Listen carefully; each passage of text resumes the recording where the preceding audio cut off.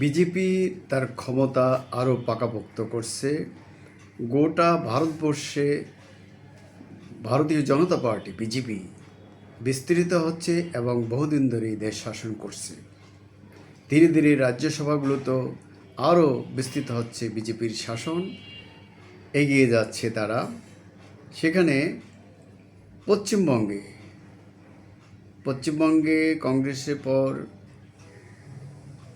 ভারত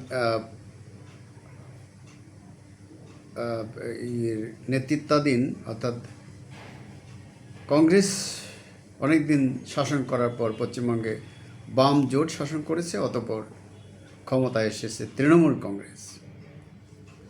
এই তৃণমূল কংগ্রেস শক্তভাবে ভারতের পশ্চিমবঙ্গ শাসন করছিল। সেখানে মমতা ব্যানার্জি চমৎকারভাবে নেতৃত্ব দিচ্ছিলেন। ওখানে মুসলিম যে সম্প্রদায়ের মানুষ রয়েছে তারা সেখানে মোটামুটি ভালোভাবে বসবাস করছিল। কিন্তু গত 23 এপ্রিল থেকে 30 এপ্রিল পর্যন্ত সেখানে রাজ্যসভা নির্বাচন হয়ে গেল।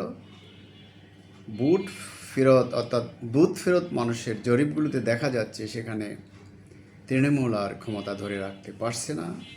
মমতা পরাজিত হবেন, সেখানে বিজেপি ক্ষমতায় আসবে। একসময় তৃণমূলের নেতা শুভেন্দু সেখানে মুখ্যমন্ত্রী হতে পারেন বলে ধারণা করা হচ্ছে।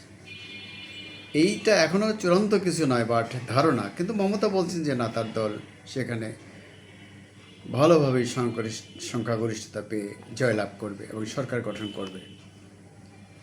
তৃণমূল দৃঢ়তার সাথে দেশ শাসন করছিল। সেখানে মুসলিম সম্প্রদায় যথেষ্ট ভালোভাবে ছিল।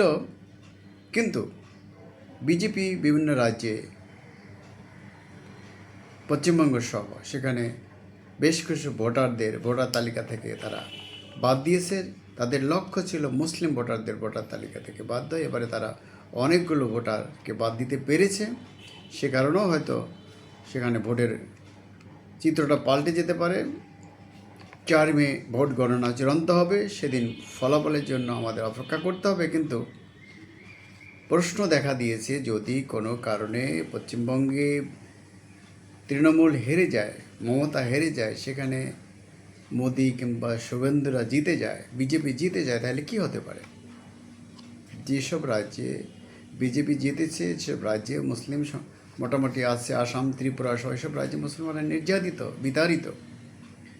তাহলে পশ্চিমবঙ্গে এও এই আশঙ্কা দেখা দিবে আরও জোরালোভাবে। এখনই নির্যাতিত, বাট বিজেপি যদি ক্ষমতায় চলে আসে, রাজ্যসভার ক্ষমতায়, তাহলে মুসলমানদের নির্যাতনটা আরও বেড়ে যেতে পারে বলে আশঙ্কা করা হচ্ছে। সেখানে যারা মুসলিম রাজনীতিবিদ আছেন তারা আশঙ্কা করছেন সেখানে কালচারাল পরিবর্তন আসতে পারে। পশ্চিমবঙ্গে আপনার আসতে পারে, খাদ্যাভ্যাসে পরিবর্তন, নিরামিষ ভোজনের উপরে জোর দিতে পারে বিজেপি। সংস্কৃতির পরিবর্তন আসতে পারে, যে এতকাল যে চর্চা হয়ে আসছে সেটা এমনিতেই বাংলা ভাষার উপরে হিন্দি ভাষার একটা প্রাধান্য চলে আসছে, সেটা আরও বাড়তে পারে। এবং ভোটার তালিকায় বিজেপির অপছন্দের প্রধানত মুসলিমদের সংখ্যা কমে যেতে পারে। মুসলমানদের নিরাপত্তা হুমকি দেখা দিতে পারে। এবং এই আশঙ্কার মধ্যেই মুসলমানরা কিন্তু পশ্চিমবঙ্গে আছে। এই বিজেপির উত্থান কিন্তু কার্যত পশ্চিমবঙ্গের একজন নেতার মধ্য দিয়েই, সেটা হলো শ্যামা মুখার্জির। ধীরে ধীরে শ্যামা মুখার্জি পশ্চিমবঙ্গে বিজেপির ধর্মগুরু হয়ে উঠেছেন এবং তার মাধ্যমে সেটা বিস্তৃত হয়েছে।